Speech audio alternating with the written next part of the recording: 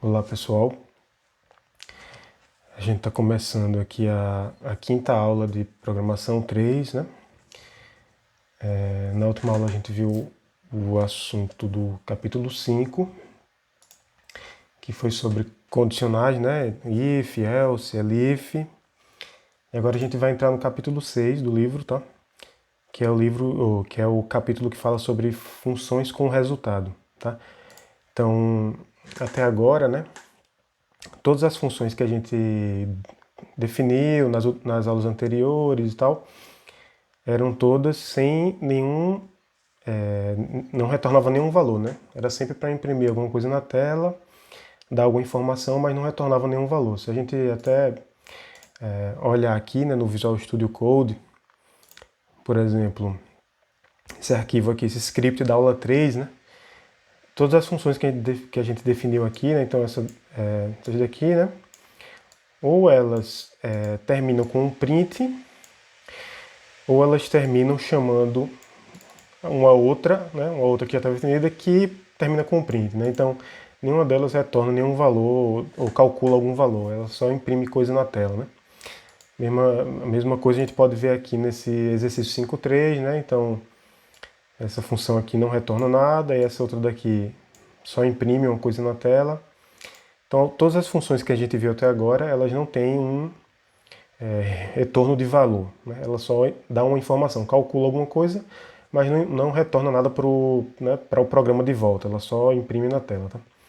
Então a gente vai ver aqui, né? A gente está vendo aqui, como é que a gente vai criar agora uma função que retorna um valor. Né?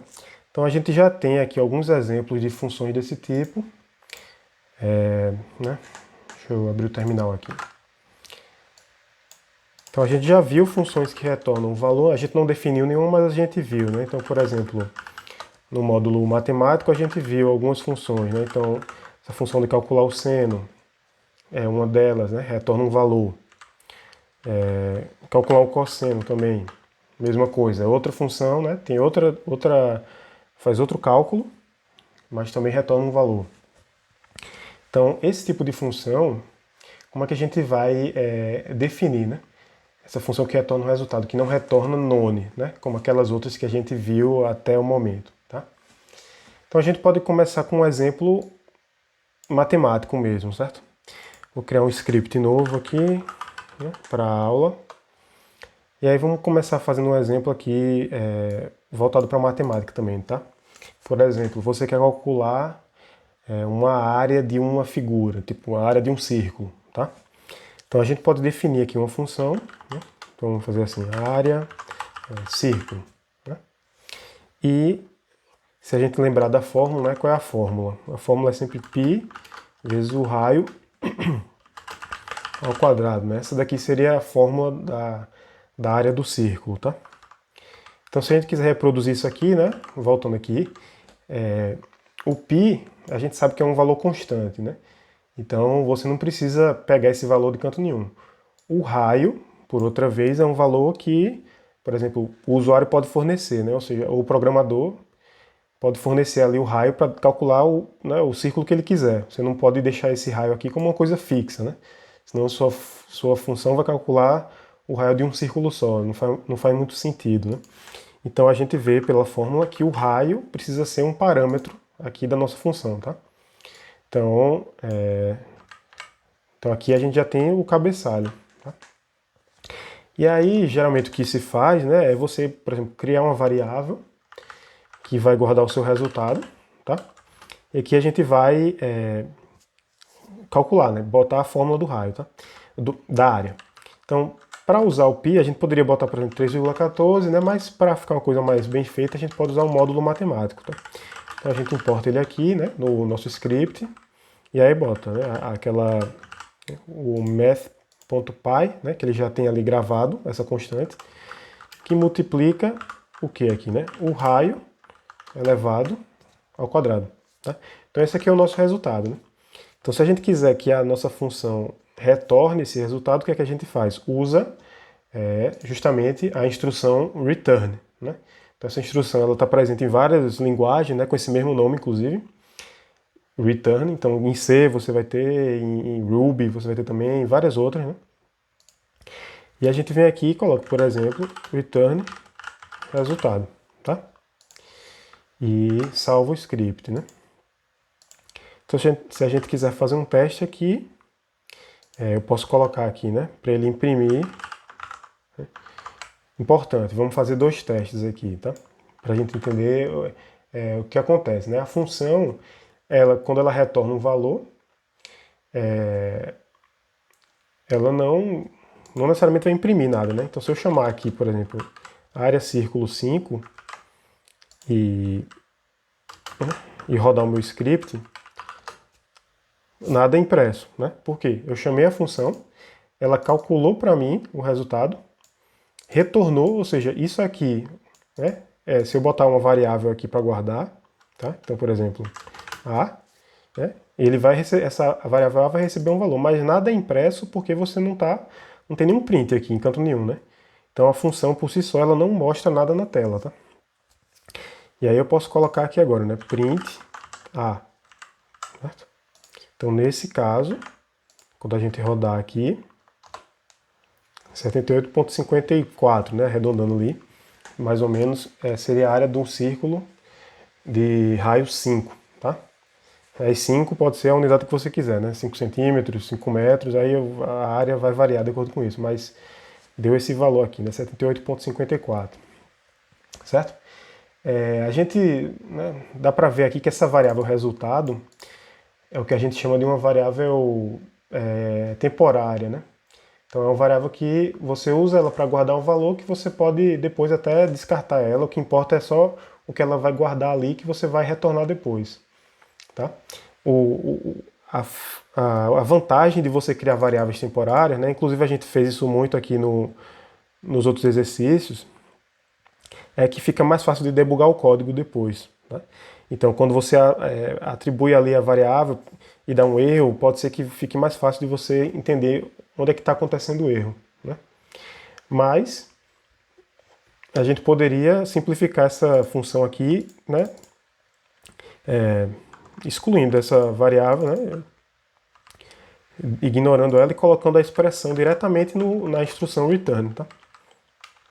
Então tá aqui, eu coloco o que eu quero que ele retorne, que é a minha expressão, né? E a gente vai ver que o resultado, né? Vamos ver aqui que o resultado não vai mudar nada. Tá? Então você pode retornar uma variável ou você pode retornar direto a sua expressão. Você pode retornar um resultado de outra função que você já definiu e está chamando dentro dessa segunda função, certo? Então, fica aqui, né? Uma outra coisa que você pode fazer quando você está retornando a sua função, né? Ou retornando um valor ali da sua função, é usar as estruturas condicionais, né? A execução condicional, então if, else, etc., para criar ramos ali onde cada ramo vai ter um return diferente, né? Então essa função ela pode ter diferentes tipos de retorno a depender do que acontece dentro dela, né? Da sua lógica, tá? Então um exemplo que a gente pode ver aqui é, por exemplo, se eu quiser o valor absoluto de um número, tá? Então tenho aqui o valor absoluto e o meu número é n, certo? Então o valor absoluto é uma função que ela pega um número, tá? E retorna o valor desse número ignorando o sinal, né? Então ela pode pegar um número negativo, se ela pegar um número positivo, ela retorna o próprio número. E se ela recebe um número negativo, ela retorna esse número sem sinal, né? Então o que a gente tem aqui, perceba que a gente vai ter aí um if, né? Se o número é positivo, pode retornar ele. Se o número é negativo, aí você retorna ele sem o sinal, ou seja, ele com o sinal invertido. Né? Então, se eu coloco aqui se n maior que zero, né? Por exemplo, se n for menor que zero, ou seja, se for negativo, então eu retorno o oposto, né? O n com o sinal invertido. Então, menos com menos vai ficar positivo.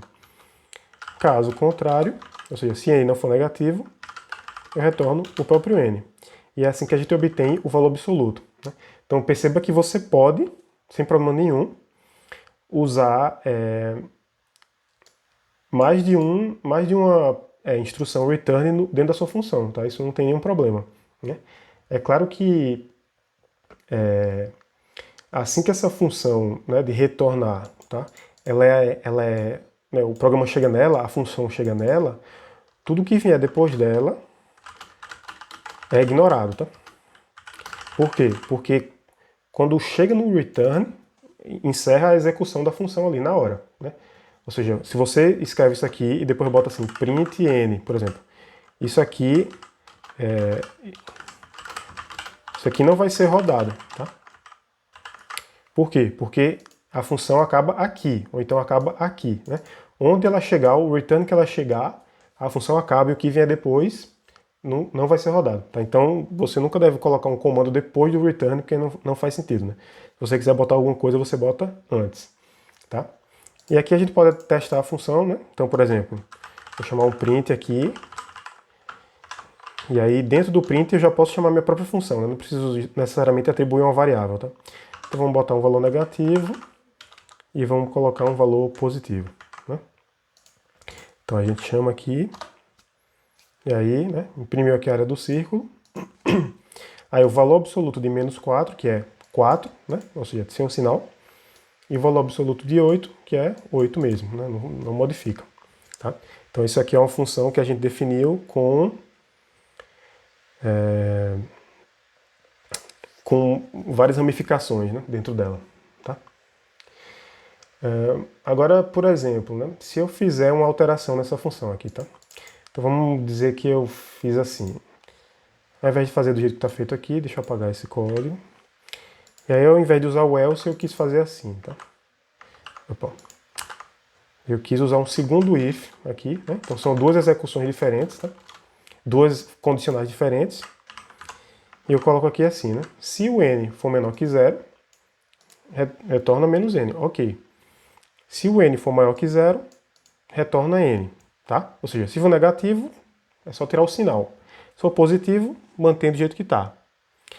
E aí, tudo certo, né? Alguém consegue... Será que você, olhando para essa função aí, você identifica algum problema que eu introduzi no meu código, fazendo essa modificação, comparando com o que estava antes? Então, vamos ver o que acontece, né? Se eu colocar aqui agora o valor absoluto menos 4, ok. O valor absoluto de 8, e agora se eu fizer assim, valor absoluto de 0, o que é que vai dar, né? O valor absoluto de 0 deveria ser 0, né? Então a gente espera que ele imprima aqui 0, tá? Aí eu chamo minha função e ele imprimiu none. Por que isso, né? Porque quando eu fiz essa modificação, eu não me atentei para o fato de que o 0 ficou fora da minha lógica. O 0 ele não está sendo checado, ou seja, eu acabei de introduzir uma falha aí no meu código, né? Então, faltou o 0. Né? Então, aqui teria que ser, por exemplo, maior ou igual a 0, certo? E aí, minha função ia calcular corretamente o valor, né? Então, é sempre importante lembrar, né, ou melhor, na hora de escrever uma função, você atentar para o fato, né, de não deixar nenhum caso, né, de uso da sua função onde não vai chegar num return, tá? Você sempre tem que garantir que toda entrada, né, todo argumento que a pessoa chame aqui a sua função, né, então qualquer número que eu botar aqui, certo? Eu tenho que garantir, né, para saber, para ter certeza que minha função não tem erro, né, eu tenho que garantir que todo valor que eu colocar aqui vai chegar num return, certo? Se chegar no return errado, aí já é outro problema que eu vou ter que resolver. Mas o importante é que ele não passe pela função todinha sem retornar um valor quando você escreveu aquela função para retornar alguma coisa, né? Então é muito importante atentar para isso, tá? E aí se a gente for aqui no livro, no final dessa sessão, ele fala assim, como exercício, escreva uma função que compare escreva uma função compare que receba dois valores x e y, tá? Então ele disse assim, escreva uma função compare que receba dois valores x e y, né? E que retorne menos 1, ou que retorne 1 se x for maior que y, 0 se x for igual a y, e menos 1 se x for menor que y, certo? Ou seja, a gente vai fazer uma ramificação tripla aqui, né? Então, por exemplo, se x for maior que y, maior que y, a gente vai retornar 1. Né? Caso contrário, se x for igual a y, a gente vai retornar 0. E caso contrário, ou seja, nem é maior nem é igual, então é menor. Né? Então a gente vai retornar menos 1. E aí foi, né, esse exercício que ele propôs, um exercício pequeno, bem pequenininho aqui no final da sessão. Tá? E aí a gente pode fazer o teste aqui, né? Então, comentar aqui, e a gente pode imprimir, né, os 3 casos dessa função, tá? Só para fim de teste. Tá? Então, x menor que y, vamos botar assim primeiro, x maior que y, né? X igual a y, e x menor que y. Né? Então ele deveria retornar aqui 1, 0 e menos 1, da forma que a gente escreveu ali. Vamos rodar aqui o script. 1, 0 e menos 1. Então a função está calculando da forma que a gente queria, né? Da forma que a gente quer, que a gente escreveu. Certo? Então é assim que a gente escreve uma função que retorna um resultado. Tá? Então agora, em posse desse conhecimento, né? Então você já pode, a gente já sabe escrever um script em Python, colocar alguns comandos básicos já, né? Usar vários operadores aí, tanto operador matemático quanto operador lógico, operador relacional, né?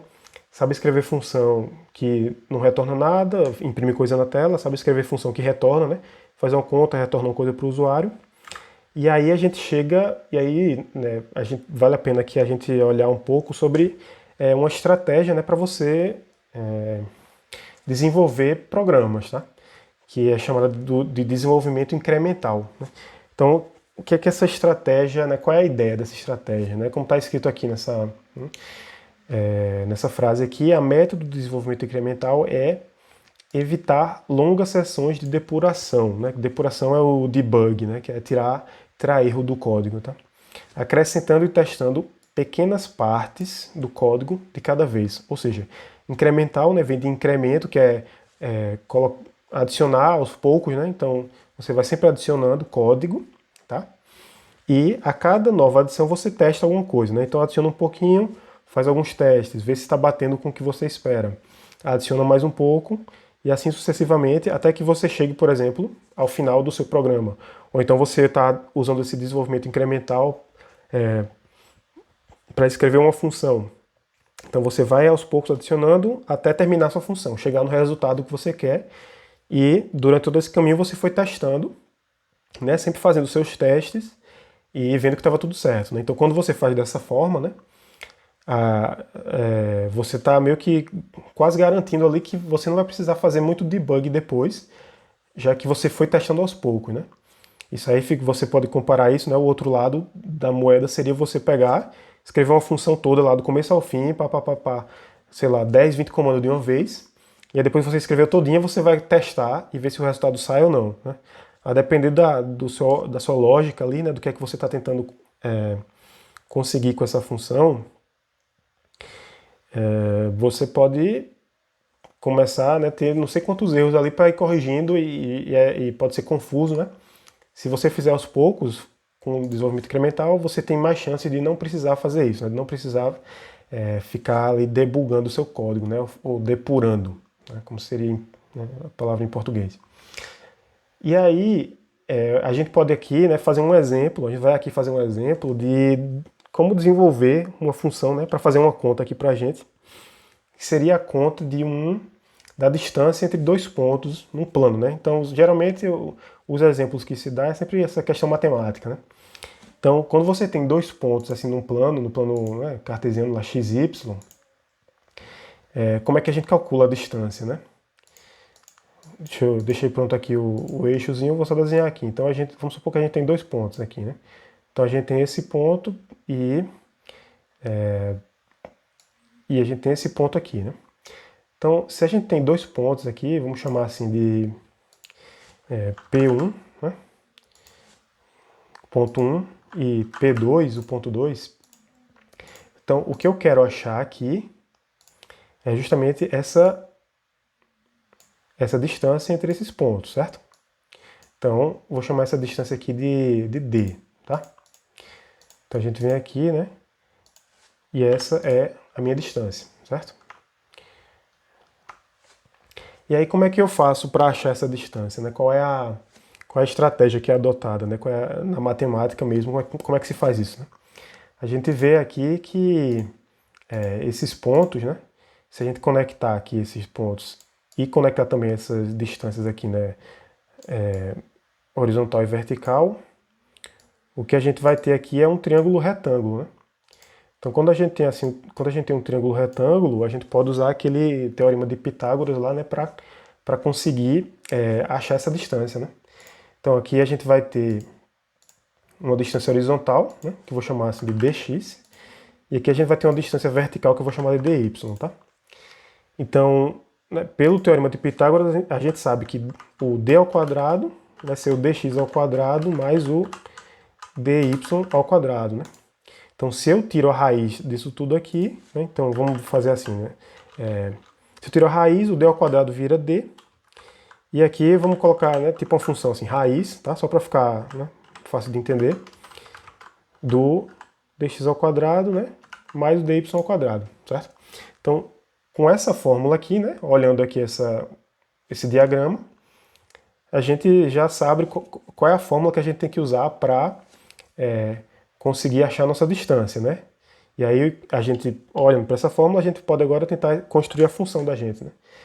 Vamos chamar esse P2 aqui, né? Ele vai ter duas coordenadas, né? x2 e y2, tá? E a mesma coisa o P1, né? Vai ter aqui x1, y1, né? Então, sabendo disso, quem vai ser essa distância horizontal, né? Vai ser a distância de um ponto menos a distância do outro no eixo horizontal, né? No eixo x. E a mesma coisa aqui é a distância vertical, né? Então, a distância vertical vai ser a coordenada vertical de um ponto menos a coordenada vertical do outro ponto, tá? Então, a gente pode melhorar essa fórmula aqui e botar assim, né? x2 menos x1 ao quadrado, y2 menos y1 ao quadrado, né? Então aqui está a nossa fórmula, vamos dizer assim, final, né? Não tem mais o que aumentar nela aqui, né? A gente já tem os pontos, né? x2, y2, x1, y1, e a gente tem o resultado aqui. Então essa é a nossa fórmula final e é essa função que a gente quer escrever, né? Para achar esse resultado aqui, certo? Então nessa hora, vamos usar justamente o desenvolvimento incremental, tá? Então, olhando para essa fórmula, a gente consegue ver, né, quais são os parâmetros da nossa função, né, que a gente tem que ter para calcular a distância, né? Se eu quero que a minha função funcione, ou melhor, ela sirva para calcular a distância entre dois pontos quaisquer, né? Então, tanto o meu x1, y1, quanto o meu x2 e y2, eles têm que ser variáveis, né? Tem que ser uma coisa que, por exemplo, o usuário que diga, né, ou o programador. Então, os meus parâmetros aqui vão ser justamente esse x2 e o y2, né? E o x1 e o y1 vão ser meus parâmetros. Então, com essa informação em mente, a gente já pode começar a fazer um rascunho aqui da nossa função, né? Então, vamos voltar aqui para o VS Code, tá? Eu vou apagar esses testes aqui, né? E vou definir a função da gente, tá? Então, vamos definir aqui o rascunho, né? Então, vamos usar o desenvolvimento incremental, tá? E botar só um rascunho da nossa função. Então, por exemplo, vou botar assim, distância, sei lá, distância pontos, tá? E aí, como eu falei, né, a gente vai ter aqui quatro parâmetros. Então, x1, y1, x2 e y2, que são os nossos dois pontos, né? E aí, para completar a função, né, a ideia é que você sempre tenha uma função que não tenha erro, tá? Então você começa com um rascunho que não tem erro e vai evoluindo aquele rascunho até ele chegar no resultado final dele. Então a gente pode começar aqui colocando, por exemplo, uma função que retorna 0. Então ela faz o que a gente quer? Não. Mas ela tem erro? Também não, né? Se eu chamar aqui, então Se eu chamar a função aqui, né, por exemplo, sei lá, 1, 2, 3, 4, vamos colocar 2 pontos assim, né, 1,2 e o 3,4, esses 2 pontos, tá? E mandar imprimir, né, esse resultado. Ele imprime 0, tá? Então, assim, não faz o que a gente quer, né? Ela sempre vai imprimir 0, independente do número que eu colocar, mas ela não está dando erro, né? Ela não tem nenhum erro. Então, a gente começou bem, vamos dizer. A gente começou com uma função que não tem erro e agora a gente vai evoluir em cima dela, tá? Então, voltando aqui para o nosso desenho, né? A gente quer calcular agora o quê, tá? Se você vai aos poucos, né? A primeira coisa que a gente tem que definir aqui é um exemplo, tá? Então, um exemplo que a gente saiba o resultado, certo? E aí, sabendo desse resultado, a gente pode sempre comparar, né, o que sai da nossa função com o que a gente está esperando. E aí, com isso, fica mais fácil de você fazer seu desenvolvimento incremental, tá? Então, a gente pode fazer aqui esse teste, onde o P1 é o ponto 1, 1, né? E o P2 é o ponto 7, 9, tá? Então, sabendo disso, eu sei que o meu dx vai ser o quê, né? Vai ser o x2 menos x1, que vai ser 7 menos 1, que vai ser 6, tá? E a minha distância vertical vai ser o y2 menos o y1, que é 9 menos 1, que é 8, certo? Com isso, eu posso calcular a minha distância, né? Que vai ser a raiz de 6 ao quadrado mais 8 ao quadrado, ou seja, a raiz de 36 mais 64, que é a raiz de 100, que é 10. Né? Então aqui eu tenho um exemplo completo, onde eu sei tudo que vai sair, né? Tudo que precisa dar, todos os resultados que precisam aparecer. E agora eu vou escrever essa minha função baseado nisso, tá? Então, baseado nesse exemplo aqui. Né? Então, vamos circular ele aqui. Então, esse vai ser o nosso exemplo, tá? É isso que a gente quer testar. A gente quer obter isso daqui. Então, vamos começar aos poucos, né? Então, por exemplo, eu posso definir aqui o dx. Então, eu vou dizer que o dx é o x2 menos o x1. E o dy, que é o y2 menos o y1, tá? Então, nesse ponto, fiz uma pequena alteração. Então, vamos testar ela, né? Então, eu posso imprimir aqui dx, dois pontos. E aí, quando você quer imprimir várias coisas num print só, você pode, né, ou concatenar com aquele valor convertido, né, para uma string, como eu fiz aqui, ou você pode botar um parâmetro a mais, tá? Então, por exemplo, você bota aqui vírgula, né, e bota mais um parâmetro, que não precisa converter para string, porque como ele é um parâmetro da função print, ele vai ser convertido automaticamente, tá? Então, eu coloquei aqui, né, e o dy aqui, tá? E aí vamos fazer o meu teste, né, que é com o ponto 1, 1 e o ponto 7, 9. Né? Então, o que a gente espera é... Né, esqueci de mudar de tela. Vamos voltar aqui. Então, eu fiz aqui a gente escreveu aqui, tá? dx é x2 menos x1, dy é o y2 menos o y1, né, como a gente definiu. E aqui no print eu coloquei justamente o que eu falei, né? Ao invés de colocar mais o dx, né, concatenando duas strings, como eu alterei aqui agora, você pode botar como se fosse um parâmetro a mais para a função print. Tá? Então você bota a primeira string, aí bota o próximo parâmetro, que pode ser uma string ou pode ser qualquer valor, que ele vai tentar converter automaticamente para uma string. Né? Eu poderia botar mais outros parâmetros aqui, e assim sucessivamente ele ia concatenar tudo. Tá? Então eu estou fazendo isso aqui.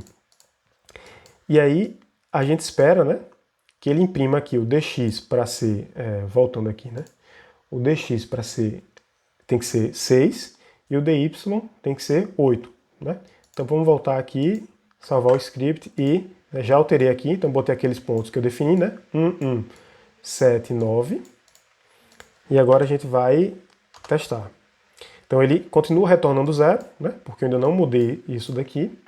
Então esse print aqui ainda vai imprimir 0, mais o dx deu 6 e o dy deu 8, era o que a gente queria. Então, essa alteração foi feita com sucesso, tá? Detalhe, né? Quando você bota a vírgula ali no print, para botar mais um parâmetro, ele já dá um espaço automático. Então ficou 2 espaços aqui. Eu posso tirar esse espaço que eu botei, né? Porque eu não tinha me ligado nesse detalhe. E agora ele vai imprimir um espaço só, né? Enfim, então, primeira alteração que a gente fez, calcular essas duas distâncias. E viu que está tudo certo. Então agora a segunda alteração que a gente pode fazer é calcular ali a distância ao quadrado, tá? Então aquela distância ao quadrado vai ser o quê? Como a gente viu, a distância ao quadrado vai ser o dx ao quadrado, né, mais o dy ao quadrado, né? Na verdade está nessa formulazinha aqui pequenininha, deixa eu aumentar ela. Vou aumentar aqui o texto. Né? Então a gente sabe que a distância... Opa, era essa daqui, na verdade. A distância ao quadrado vai ser a distância horizontal ao quadrado mais a distância vertical ao quadrado.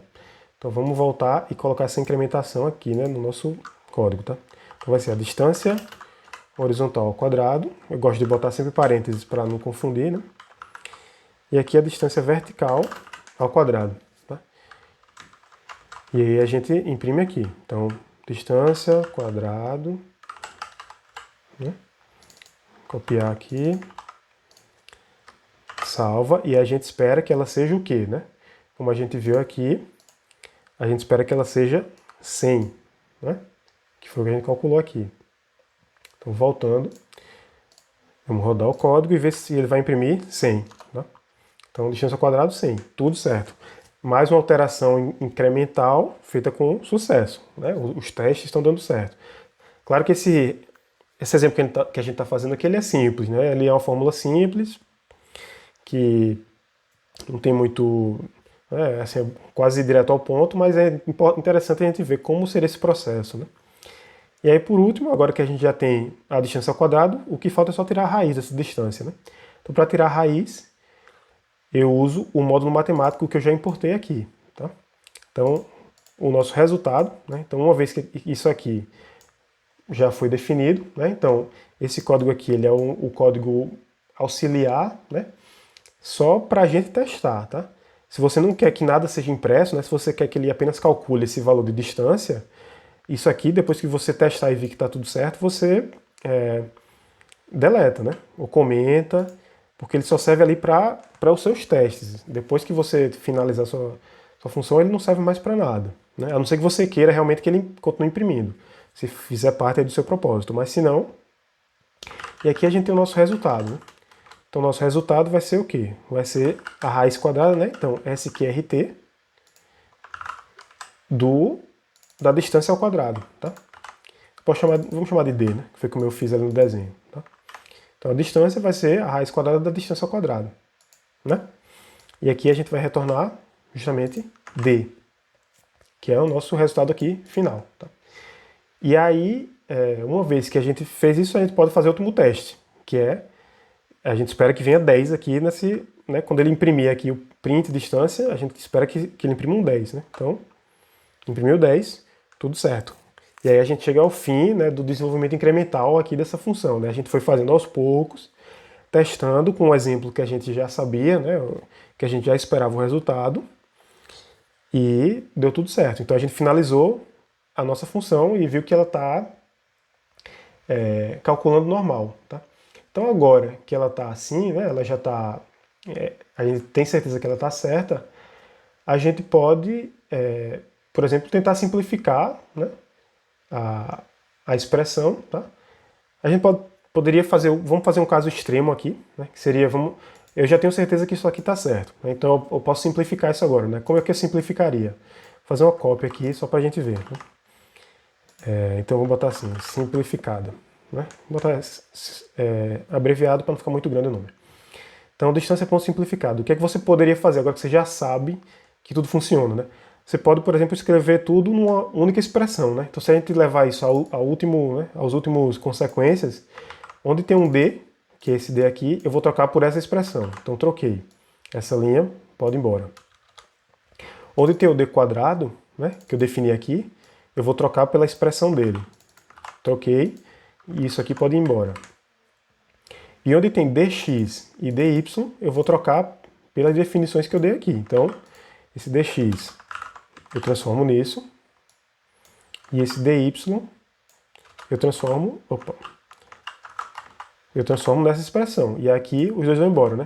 Então a gente conseguiu simplificar, né, ao máximo, ou seja, escrever tudo numa única expressão e retornar essa única expressão, né? Se eu colocar aqui a chamada, tá? Então, né, vamos botar aqui, ele tem que imprimir o mesmo valor, já que a gente não alterou nada no código, né? A gente só foi substituindo, até simplificar. E aí a gente vem aqui, 10 e 10, tudo certo. Tá certo por quê? Porque a gente já garantiu ali antes com o desenvolvimento incremental, tá? Mas tem uma desvantagem, né? Isso aqui que a gente fez, o código ficou muito mais complexo de ler, né? Numa passada de olho assim, você dificilmente vai entender o que é que está acontecendo aqui de cara, né? Você vai ter que parar alguns segundos aí ou minutos para analisar e entender exatamente o que é que está acontecendo, né? Então, a simplificação ela tem que ser feita ali, né, até um certo ponto onde o código ainda é legível, né, ainda faz sentido assim, quando você olha ele, né, você consegue ler ele, interpretar quase como se você estivesse interpretando um texto, né? Então, sempre você tem que fazer como se fosse esse malabarismo aí, né? Eu vou simplificar muito e deixar o meu código compacto, ou eu vou deixar ele mais longo, porém mais fácil de entender, né? Você sempre vai fazer essa jogada, essa comparação para ver o que é melhor, né? Então a gente poderia, por exemplo, aqui deixar essa variável d de lado e retornar de cara, pronto, a minha raiz quadrada, né? Então eu fiz uma simplificação, mas que não comprometeu o quão legível o meu código tá, certo? Então foi uma simplificação que eu fiz razoável, né? E aí você que vai escolher o que é razoável para você ou não, né? E quando você está num ambiente trabalhando com outras pessoas no mesmo código, então todo mundo ali vai ter que entrar num acordo, né? E do que é razoável, do que é que não é, do que é que deixa o código mais complicado ou mais simples. Sempre, né, existe num ambiente assim profissional, sempre vai ter essa discussão, tá? Então tá, com isso a gente resume aqui o desenvolvimento incremental em três aspectos principais, né? Então, primeiro, é que você vai sempre começar com um programa que funciona, como a gente começou, né, com um programa que retornava zero. Então funciona, mas não faz o que a gente quer. E você vai fazer as alterações e sempre testando essas alterações, né? Testando, descobrindo o que é que dá certo, o que é que está dando errado. E sempre que você, né, assim que você testa e encontra um erro, você já sabe, foi a última adição que eu fiz, né? Então fica muito mais fácil de saber onde é que está ocorrendo o erro, tá? O segundo aspecto do desenvolvimento incremental é justamente você usar variáveis, né, para guardar esses valores intermediários, como a gente fez aqui, né? A gente usou aqui essas variáveis, né, dx, dy, d quadrado, né? Então você vai usando essas variáveis e fica mais fácil para você debugar o seu programa, né? Se a gente tivesse começado tentando escrever uma expressão inteira de uma vez, poderia dar errado, né? Poderia se confundir e aí a gente não saberia exatamente apontar onde está o erro, né? Porque é uma expressão única, né? Um negócio tomando um mundo gigante assim de uma vez. Pá, aí o Python vai dizer, tem um erro nessa linha. Mas quando você vai ver a linha, ela é uma linha gigante, né? Então isso dificulta a sua vida, tá? E o último aspecto aqui do desenvolvimento incremental é que uma vez que o seu programa funciona, você pode, né, querer simplificar, querer botar as coisas dentro de uma expressão só, ou diminuir o número de comandos, coisas desse tipo, uma vez que você já sabe, né, mas sempre pensando se vai ou não dificultar ali a leitura do seu código, o entendimento do seu código, né, por você mesmo ou por qualquer outra pessoa que vá trabalhar naquele código junto com você, certo? E aí a gente, né, com isso a gente termina assim, esse desenvolvimento incremental, tá? E aí um teste que a gente pode fazer aqui, né, uma demonstração, voltando um pouco para aquela ideia de composição, né, onde você pode pegar cada pedaço do seu código ali, né, pedaços das ferramentas, né, que o Python disponibiliza, então você pode combinar várias coisas como se estivesse combinando ali os bloquinhos de Lego, né? Então você combina operadores com expressões, com variáveis, né, com funções, e aqui a gente pode dar um exemplo, né, pegando essas duas funções que a gente escreveu por último aqui, por último não. Essas duas funções que a gente definiu, por exemplo, a função da área do círculo, que recebe um raio, e a função da distância de 2 pontos, né? Que recebe aqui 2 pontos e calcula aquela distância, como a gente fez, né? Então, se eu quiser, por exemplo, eu posso calcular a área de um círculo cujo raio é definido por 2 pontos, x1, y1, x2 e y2, né? Seria um exemplo aqui de como é que a gente pode juntar duas funções que a gente escreveu para fazer uma outra tarefa para a gente, né? Uma outra coisa ali. Então, por exemplo, se a gente pegasse isso aqui, né? E vamos dizer que o que a gente tem aqui nesses 2 pontos, na verdade, eles definem um círculo, né? Então, vou apagar aqui. Né?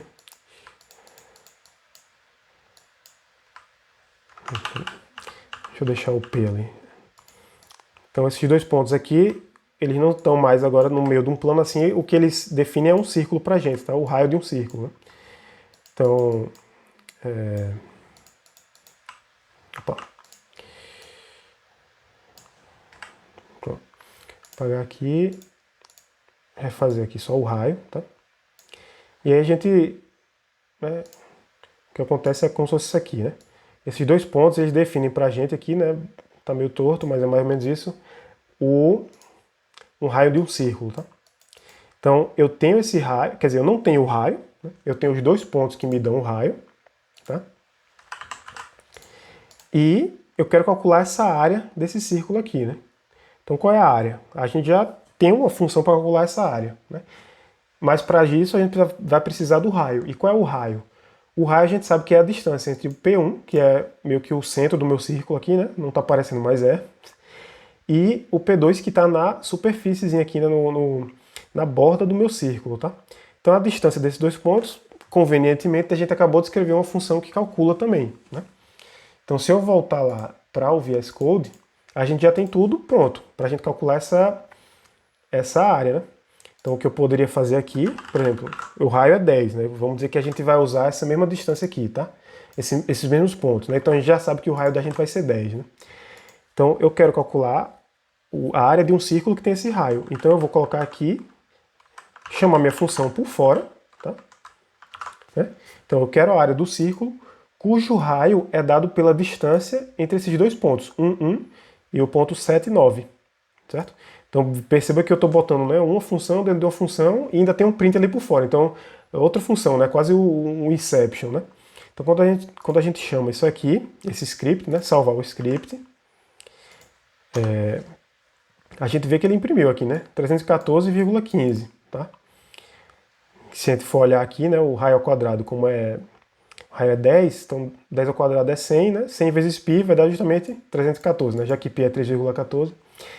E aí a gente até pode verificar esse resultado, né? Ver que deu certo mesmo. Então, isso aqui mostra pra gente que uma vez que você define as suas funções, você pode combinar elas de várias formas, né? Você pode botar uma função dentro da outra e dentro de outra e poderia botar uma expressão, vai que essa distância aqui ela soma, né, com um número a mais, alguma coisa assim. Então você é livre para fazer isso sem, né, sem correr o risco de dar um erro no seu programa. Você pode combinar esses elementos do jeito que você quiser, né, de acordo com a sua lógica, tá? Certo. E aí vamos voltar aqui para a apresentação. Tá? Então, uma vez que a gente termina esse desenvolvimento incremental, a gente pode falar de uma outra classe de função, né? Agora que a gente viu função que retorna valor, né? A gente viu uma aqui que retorna o valor numérico, né? Então faz uma conta e retorna um valor para a gente. Mas você pode ter funções também que retornam verdadeiro ou falso, né? Então é uma outra classe de função, tá? Uma outra categoria, vamos dizer assim, de função que ela não vai retornar, né? Ela nem vai imprimir nada para você, pelo menos não obrigatoriamente, né? Só se você quiser. E ela também nem vai retornar um número para você, né? Não vai retornar uma conta matemática. Ela vai retornar, na verdade, uma verificação de verdadeiro ou falso, né? Então ela vai checar, né, alguma coisa que você queira para retornar se é verdadeiro ou falso, tá? Então um exemplo de função desse tipo que a gente tem seria uma função, por exemplo, que checa se um número é divisível por outro ou não, né? Como a gente viu na outra aula, a gente tem ali aquele operador módulo, né, que você usa ele para receber o resto da divisão de 2 números, né? Então 4 módulo 2 é o quê? É o resto da divisão quando você divide 4 por 2. Né? Então, você divide 4 por 2, resta 0. E aí o módulo é 0. Se eu botasse 5, ia restar 1. Né? E a gente viu que esse resultado ele é muito bom para você descobrir se o número é divisível ou não por outro. Né? Quando o resto é 0, é porque o número é divisível pelo outro. Então, o 4 é divisível por 2. O 5 não, porque o resto não deu 0. Tá? Então, sabendo disso, a gente pode escrever agora uma função que ela vai, né, fazer mais sentido na cabeça da gente, porque a gente vai chamar pelo nome. Né? A gente não vai usar um operador de símbolo de porcentagem, que é uma coisa meio abstrata. Né? A gente vai chamar pelo nome. Então, eu defino aqui uma função, por exemplo, divisível. Né? Certo? Então, eu estou botando um nome, tá? Ou então, checa divisível. Alguma coisa assim, né? Você escolhe, tá? Como não dá para botar acento, né? Poderia botar assim, é divisível, né? Em inglês, eles costumam botar muito assim, is alguma coisa, né? Então, is divisible. Seria uma função com nome em inglês, né? Então, você está dizendo exatamente assim, é divisível, né? Mas aqui a gente pode colocar divisível mesmo, certo? E a gente quer chegar com dois números, né? Se x é divisível por y ou não. Então a gente vai retornar o que, pela própria natureza aqui do que a gente quer saber, né? Tá claro que a gente quer um resultado verdadeiro ou falso, né? Então x é divisível por y, sim ou não. Verdadeiro ou falso. Então a gente faz aqui, né? Se x módulo y, né, for igual a 0, então é porque x é divisível por y. Então a gente retorna verdadeiro. Caso contrário, a gente retorna falso. Tá? Por quê? Porque o resto não deu 0, então é porque não é divisível. Né? E aí, a gente salva aqui e a gente agora fica muito mais... Faz muito mais sentido, né, você chamar... Deixa eu apagar esses testes aqui. Faz muito mais sentido você chamar, né, a função divisível, né, na nossa cabeça, né? Então, divisível 4,2, então para mim faz muito mais sentido isso, né, do que escrever assim 4% 2, né? Isso é muito abstrato, né? A função, ela dá um nome que na sua cabeça faz sentido, tá? Então, divisível 4,2, ou seja, 4 é divisível por 2, sim ou não? E aqui eu coloco o divisível 5,2, né? Então a gente faz esses dois testes. Vamos rodar aqui o script. E aí, verdadeiro, né? 4 é divisível por 2. E falso, 5 não é divisível por 2. Então a gente escreveu uma função que ela retorna verdadeiro ou falso, tá? E aí a gente pode usar ela de várias formas. Você pode fazer, checar, né? Se é divisível 4 por 2, então imprima na tela. É divisível, por exemplo. Né? Caso contrário, aí você imprime não é divisível. Né? Então a gente vem aqui e testa.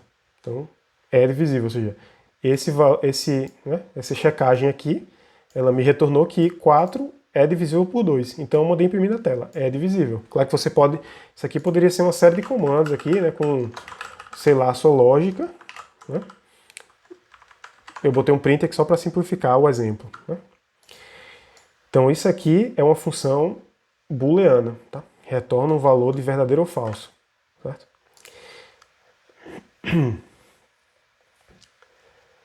A mesma coisa, né? E como é que a gente poderia simplificar essa expressão aqui, né? Então, se x então tá aqui, a gente colocou aqui uma execução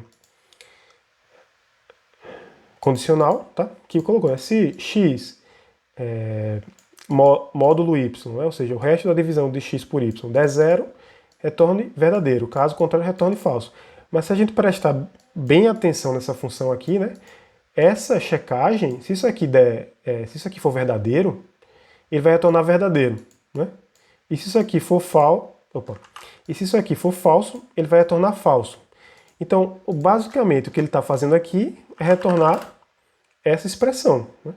Essa expressão booleana colocar assim, é basicamente o que ele está retornando. Né? Se é da verdadeiro, ele retorna verdadeiro. Se dá falso, ele retorna falso. Então ele está retornando exatamente o resultado dessa expressão aqui, né? Então, se a gente apagar isso aqui e deixar só essa linha, o resultado dá igual, né? A gente simplificou aqui, transformou um programa de 4 linhas, né? Que estava bem legível, né? Bem fácil de entender, e um programa de uma linha que continua bem fácil de entender, né? Você está retornando se o resto daquela divisão é 0 ou não. E isso já lhe dá a informação se é divisível ou não, tá? Então essa é uma simplificação bem, né, que a gente poderia chamar de elegante, né, onde você conseguiu deixar o seu código menor e ainda assim legível, tá? Certo. Perceba também, né, que quando eu fiz aquele teste, eu coloquei assim, se divisível 4, 2, né? E aqui eu botei o código, tá? Perceba que eu não coloquei se divisível 4, 2 igual true. Por quê? Porque isso seria redundante, né? Isso aqui, essa função para mim já está retornando um verdadeiro ou falso, né? Então eu não preciso colocar essa comparação aqui com true, porque isso aqui já vai ser verdadeiro ou falso. Então, comparar se o verdadeiro é igual ao verdadeiro ou se o falso é igual ao verdadeiro é uma redundância, tá? Então, quando você define uma função booleana, você pode chamar ela direto sem fazer comparação com verdadeiro ou falso, né? Você já sabe que ela retorna verdadeiro ou falso, tá? Então é isso que deixa o código um pouco mais fácil de entender, assim, ele fica parecendo até um texto, né? Se for divisível, faça tal coisa. Então, se você escrever uma função, pode ajudar nessa questão do entendimento do código, tá? Voltando aqui para a nossa apresentação. Nesse capítulo 6, ele tem um pouquinho de recursividade também, tá? Mas a gente vai passar direto, né? Não tá dentro aqui do objetivo da gente, fala sobre recursividade. Então vamos continuando aqui. E aí a gente chega no finalzinho aqui do capítulo, onde ele fala sobre essa função que você pode usar para verificar tipo, né? Então, às vezes você quer ter certeza de que a sua entrada ali na sua função, ou no seu programa, ou o que for, é do tipo certo, né? Ou seja, eu só quero se for um inteiro, ou então eu só quero se for um número decimal.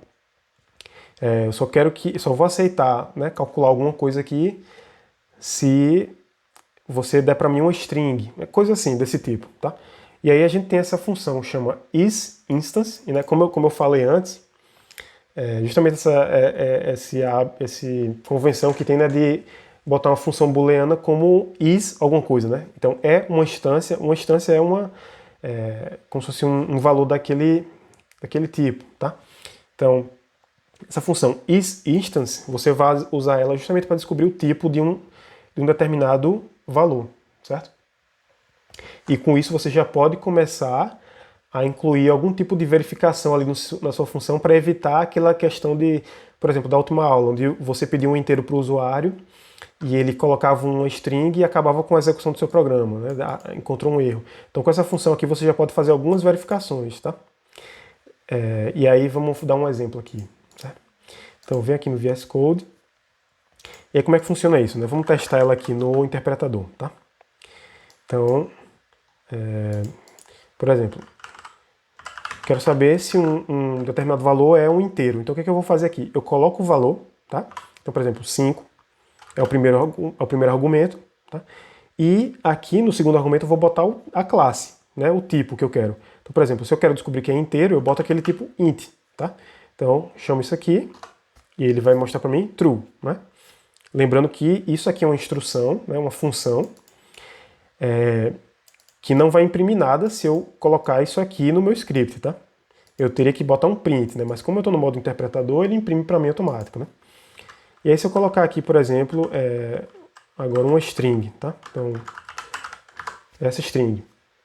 Rodei, falso, porque uma string não é do tipo int, né? Uma string é do tipo str, como a gente viu lá nas primeiras aulas, tá? Então, a mesma coisa, se eu colocar aqui um número que é dentro de uma string, será que é um inteiro isso daqui? Não, mas continua sendo um string, mesmo parecendo um número, né?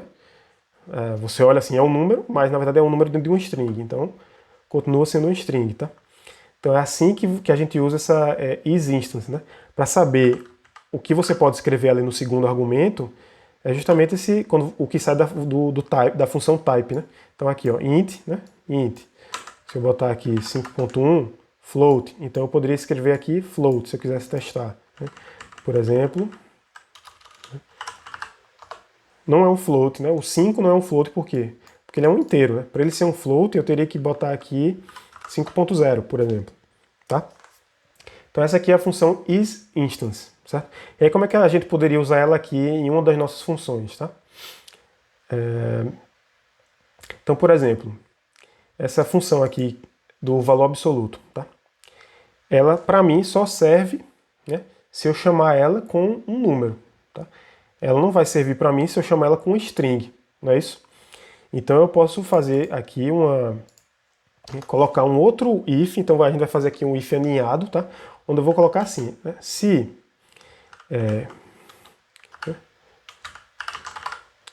o n ele é do tipo string, o que eu vou fazer, né? Eu vou imprimir na tela, por exemplo, tipo inválido para o número. Né? Eu escrevo algum erro para o usuário, por exemplo. Tá? Caso contrário, ou seja, se não é uma string, eu posso chamar minha função normalmente. Tá? Então aqui eu já botei uma proteção ali dentro da minha função. Né? Ela não vai aceitar string. Tá? Perceba que aqui eu não estou retornando nada. Por quê? Porque eu quero que ele retorne um none mesmo, para o usuário saber que ele fez uma coisa errada. Né? Ele não vai receber nenhum valor se ele botar uma string aqui na minha função. Né? Eu poderia escrever explicitamente, né? Retorne none, tá? Para ele saber, né, que ele botou um negócio que não vale nada. Então ele não vai receber um valor de volta. Né? Então se eu venho aqui e chamo essa função, né? Então vamos chamar ela aqui, valor absoluto. Copia aqui. E aí vamos fazer dois testes. Né? Então Thiago, botei uma string. Né? E aqui eu botei um número mesmo. Um número, tá? Vamos imprimir, né? Então, imprimir os dois valores e chamar aqui o script para ver o resultado. Então, chamei. E aí, ó, quando eu coloquei uma string, ele imprimiu aquilo que eu mandei, né? Tipo inválido para o número. E, né, que na verdade não é o que ele retorna, tá? Isso aqui é o efeito do print, né? Então, o efeito desse print aqui foi imprimir isso aqui na tela, mas o que retornou foi esse none. Então por isso que a gente está vendo ele imprimir o none por causa desse print aqui, onde eu mandei ele imprimir o que foi retornado. Já o segundo, né, quando a gente colocou um inteiro, que é o que a função está esperando, ele retornou o valor correto, né, o valor absoluto de menos 5, que é 5. Tá? Então é assim que a gente pode usar essa função isInstance. Né? Existem outras formas, além dessa, claro, de você checar, você fazer essas checagens dentro da sua função para evitar erro, né? Evitar bug, né? Coisa provocada pelo usuário, ou entrada errada, ou então a pessoa que foi usar sua função para escrever um programa e escrever de um jeito errado. Então você pode fazer vários testes. Né? Esse aqui, isInstance, essa função, é só um deles. Tá? Existem outros que a gente até acredito que a gente vai ver um pouquinho mais para frente. Ok? E aí com isso a gente chega aqui no final do capítulo 6. Tá?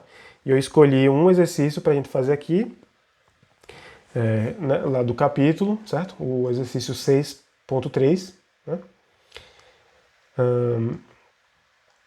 Que fala aqui, né? Um palíndromo, então isso é uma coisa bem comum, né, de você ver em exercício de programação, que é falar de palíndromo, né? Então o que é um palíndromo? Palíndromo é uma palavra que se soletra da mesma forma nos dois sentidos, ou seja, ela de frente para trás, de trás para frente, é igual, é a mesma palavra. Se você inverter todas as letras, você obtém a mesma palavra de novo. Né? Então ele deu aqui o exemplo, osso, né? Se você trocar todas, inverter as letras, dá a mesma palavra osso, e reviver, por exemplo. Né?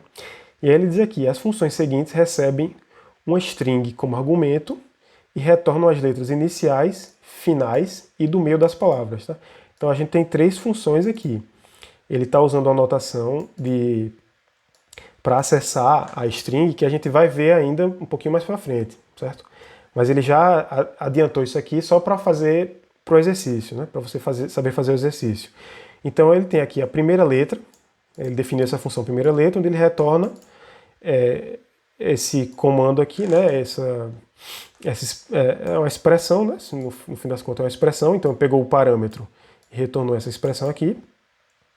Ele definiu a segunda função, última letra, onde ele retorna isso daqui. E ele definiu a expressão meio, né?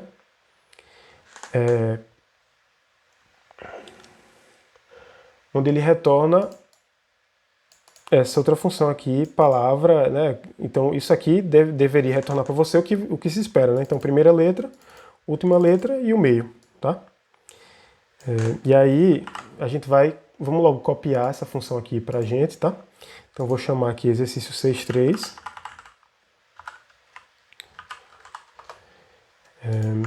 E a gente copia ela aqui, tá? Então a gente tem essas três funções aqui, né? A gente pode testar elas aqui no nosso terminal também. Deixa eu copiar daqui. Então, definir aqui no nosso interpretador, certo?